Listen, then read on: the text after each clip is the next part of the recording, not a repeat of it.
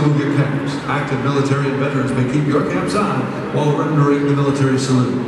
As the Detroit Tigers and the Minnesota Twins invite you to join in the singing of the Star Spangled Banner, performed tonight by vocalist Jennifer O'Neill, representing Eastern Michigan University.